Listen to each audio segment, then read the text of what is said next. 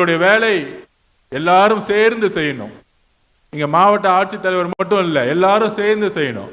அதுக்கு பட்ஜெட் முடிஞ்ச உடனே ஒவ்வொரு கிராமமா நானே வரப்போறேன். உங்களை பார்க்கறதுக்கு என்ன பிரச்சனைன்னு கேட்கறதுக்கு வரப்போறேன். நடந்தே வரப்போறேன்.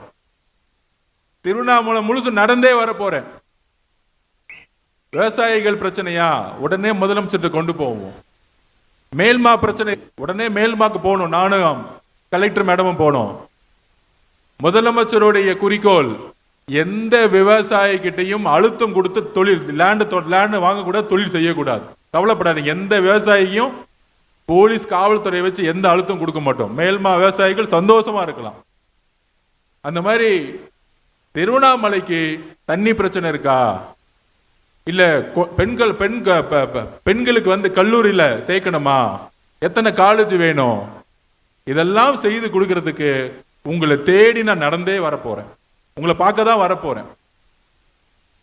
எப்படி குழந்தை திருமணம் பெரிய பிரச்சனையும் இன்னொரு பெரிய பிரச்சனை அது கிரைம்னு சொல்றோம். கவர்மெண்ட் பக்கத்துல இருந்து என்ன டிக்ளேர் பண்றோம்னா, அரசு பக்கத்துல என்ன சொல்றோம்னா, அது வந்து ஒரு குற்றம். என்ன குற்றம்னா, திருவண்ணாமலையில் அதிகமா நடந்துகிட்டு என்ன குற்றம்னா, மைனர் கேர்ள்ஸ், அதாவது 15-16 வயசு பெண் குழந்தைகள் கருவுறது, கன்சீவ் ஆகிறது. குழந்தை திருமணம் எப்படி தவறோ 15-16 வயசு பெண்கள் கிட்ட அது காதல் சொல்லியோ இல்ல குழந்தை திருமணம் சொல்லியோ இல்ல தெரிஞ்ச மாமா சித்தப்பா ஏதோ ஒன்று சொல்லியோ அந்த 15-16 வயசு குழந்தை கிட்ட உடல் உரு வச்சு அந்த குழந்தையை கருவுறு வைக்கிறது மிகப்பெரிய குற்றம். அந்த கருவுற்று அந்த குழந்தையை அரசு தத்தெடுத்து 18 வயசு முடிஞ்ச உடனே இன்னொரு சமூக அநீதி நடந்துட்டு இருக்கு. யாருக்கு எந்த ஆண் அது காரணமோ அதே ஆணை கல்யாணம் பண்ணி வைக்கிறாங்க. அப்போ ஒரு பெண்ணுக்கான கல்வி மறுக்கப்படுது, ஒரு பெண்ணுக்கான வாழக்கூடிய உரிமை மறுக்கப்படுது. 15 வயசு 16 வயசுல குழந்தைய பெக்கும் பொழுது அந்த பெண் வந்து மேற்பரப்பு படிக்கணும், காலேஜ் போகணும், அந்த சிந்தனை இங்க உடைக்கப்படுது. அது முடிஞ்ச பிறகு ஒரு வேலைக்கு போகணும், அப்படி சிந்தனை உடைக்கப்படுது. இப்போ 15-16 வயசுல குழந்தை திருமணம் எவ்வளவு தவறோ 15-17 வயசுல ஒரு குழந்தையை கருவுறு வைக்கிறது மிகப்பெரிய தவறு. அந்த குழந்தைக்கு எதுவும் தெரியாது, அது ஒரு பிஞ்சு குழந்தை. அந்த குற்றத்தையும் இங்க இருக்கக்கூடிய எஸ்பி சார் கிட்டையும் கலெக்டர் மேட்டும் சொல்லியிருக்கோம். அப்படி தவறு செய்பவர்களை கைது செய்யப்படணும். அதனால இங்க இருக்கக்கூடிய எல்லா தாய்மார்களையும் சொல்றோம், தன்னுடைய பெண் குழந்தைகளுக்கு நம்ம ஸ்கூல் முடிச்ச உடனே பள்ளி முடிச்ச உடனே காலேஜ் போனோம், நீ நல்லா படிமா, உங்களுடைய ஆண் குழந்தையை எப்படி படிக்க வைக்க நினைக்கிறீங்களோ அதே சுதந்திரத்தோட நீங்க படிக்க வைங்க. அதுக்கான கல்லூரிகள், பள்ளிகள், வசதிகள் எல்லாத்தையும் குறிப்பாக வடமண்டலத்துல திருவண்ணாமலையில, கடலூர்ல, தருமபுரியில, கிருஷ்ணகிரியில கண்டிப்பாக உருவாக்கப்பட வேண்டும். அது முதலமைச்சரோட கவனத்திற்கு கொண்டு போவோம். முதலமைச்சர் எங்கெல்லாம் வரும் இருக்கோ அங்கெல்லாம் திட்டங்கள் கொண்டு போங்க அப்படின்னு சொல்லியிருக்காரு. அதனால இந்த ஆட்சியை உருவாக்குனது நீங்க தான் இந்த ஆட்சியை நடத்த போறீங்க. ஒரு சின்ன பிரச்சனைன்னு நீங்க அப்டேட் பண்ணா கூட முதலமைச்சர் வந்து சோசியல் மீடியா பார்த்துட்டு அந்த ஊர்ல ஏன் ரோடு இல்ல, ஏன் ஜவாது மலையில வந்து சரியான பள்ளிக்கூடம் இல்ல, உடனே அமைச்சர் போய் பாருங்கன்னு சொல்லக்கூடிய ஒரு அண்ணனை நீங்க தேர்ந்தெடுத்திருக்கீங்க, ஒரு முதலமைச்சரை உருவாக்கி இருக்கீங்க. அதனால இன்னும் கொஞ்ச காலத்து 50 வருஷம் செய்ய முடியாத தீர்க்கப்படாத பிரச்சனைகள்லாம் கண்டிப்பாக தீர்த்து வைக்க தான் நாங்க இங்க வந்திருக்கோம். திருவண்ணாமலை இருக்கக்கூடிய எல்லா தாய்மார்களுக்கும் எல்லா பெற்றோர்களுக்கும் எங்களுடைய வேண்டுகோள், முக்கியமாக ஜவாது மலை இருக்கக்கூடிய இங்க இருக்கக்கூடிய ஒவ்வொரு தாய்மார்களுக்கும் நாங்களாம் உங்களோட இருக்கிறோம். பெண் குழந்தைகளை பெத்துட்டா உடனே கல்யாணம் பண்ணிச்சு நம்ம கடமை முடிஞ்சிச்சு அப்படின்னு யோசிக்காதீங்க.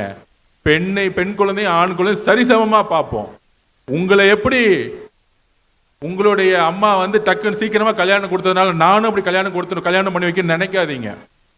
அதுக்கு ஒரு உதாரணமே சொல்லிடுறேன். எங்க அம்மாவை வந்து சீக்கிரமே கல்யாணம் பண்ணி வச்சுட்டாங்க. அந்த வாழ்க்கை பிடிக்கலன்னு எங்க அம்மா இறந்துட்டாங்க. இன்னொரு எங்க அம்மாவோட அக்கா ஒருத்தங்க இருந்தாங்க, அவங்க படிச்சே ஆவன்னு சொன்னாங்க. அவங்க தான் எங்க பெரியம்மா. அவங்க தான் தமிழ்நாட்டோடைய first IPS Thilagavathi Thilagavathi madam first IPS, தமிழ்நாட்டுடைய டிஜிபி ஆனாங்க. அந்த காலத்துல ஒரு பெண் குழந்தை படிச்சு ஐபிஎஸ் ஆபீசர் ஆகி டிஜிபி ஆகுறது எவ்வளவு கஷ்டம். பெண் குழந்தையா, எங்க அம்மா தைரியமா படிக்காதனால சீக்கிரமே கல்யாணம் பண்ணதுனால குடும்ப வாழ்க்கையில ஏற்பட்ட பிரச்சனையினாலும் வறுமையினாலும் சீக்கிரமா இறந்துட்டாங்க. நான் ஏன் இதை பத்தி நான் திருப்பியும் பேசுறேன்னா, இது இங்க இருக்கக்கூடிய ஒவ்வொரு குழந்தையும் நான் எங்க அம்மாவா பாக்குறேன். இதுதான் உண்மை. எங்க அம்மாவுக்கு அன்னைக்கு தைரியம் இருந்துச்சுன்னா எங்க பெரியம்மா மாதிரி அவங்களும் போலீஸ் ஆபீசரா இருப்பாங்க. ஸோ இங்க இருக்கக்கூடிய ஒவ்வொரு குழந்தையும் போலீஸ் ஆபீசர் ஆகலாம், ஐபிஎஸ் ஆபீசர் ஆகலாம், ஐஏஎஸ் ஆபீசர் ஆகலாம். இங்க பாருங்க, நம்ம மாவட்டத்துடைய கலெக்டர் யாரு? உங்களை மாதிரியே ஒரு பெண் கஷ்டப்பட்டு படிச்சு மேல வந்திருக்கிறாங்க.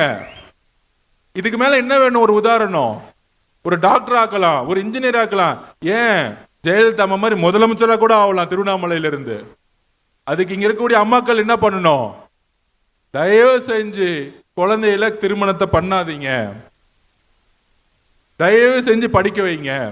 அதுக்கான எல்லா திட்டங்களும் நாங்க கொண்டு வரோம். ஊழலே இருக்காது, கவலையே படாதீங்க. ஊழலே இருக்காது, ₹1 ஊழல் இருக்காது, எந்த திட்டத்திலையும் ஊழல் இருக்காது. நம்ம அண்ணன் முதலமைச்சர் என்ன வீடு கட்டி கொடு சொன்னாரா? ஊழல் இருக்காது. ரேஷன் கடையா? ஊழல் இருக்காது. இன்னும் 2-3 மாசத்துல பாருங்க, கீழே இருக்க ஊழல் மொத்தமா தூக்கி எறியப்படும். உங்களை தேடி வர எல்லா திட்டங்களும். உங்க பெண் குழந்தைய படிக்க வைக்கணுமா? அதுக்கான திட்டங்கள் வரும். உங்க பெண் குழந்தை படிச்சதுல இருந்து ஸ்கூலுக்கு போய் கல்லூரிக்கு போய் வேலை வரைக்கும் இந்த அரசே தத்தெடுக்கும். நீங்க கவலையே படாதீங்க, கொஞ்சம் பொறுத்துக்கோங்க. அதனால திருவண்ணாமலையில அதிகமான குழந்தை திருமணமும் குழந்தை கருவுறுவதும் அதிகமா இருக்கு. இது இன்னும் 1-2 வருஷத்துக்கு சுத்தமா தொடச்சேறினும்.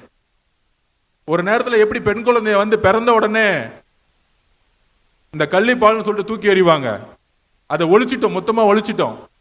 இப்ப அடுத்த குறிக்கோள் என்ன? அந்த சின்ன குழந்தை கருவுறக்கூடாது, அந்த சின்ன குழந்தைய கல்யாணம் பண்ண வைக்க கூடாது.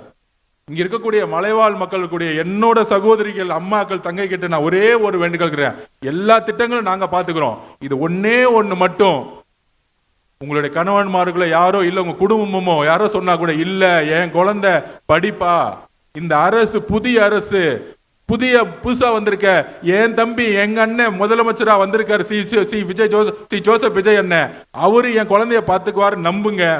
இன்னும் 3-4 வருஷத்துல திருவண்ணாமலை வளர்ச்சி அடைந்த மாவட்டமா மாறும். அதுக்கு நாங்க உங்களுக்கு உத்தரவாதம் கொடுக்கிறோம்.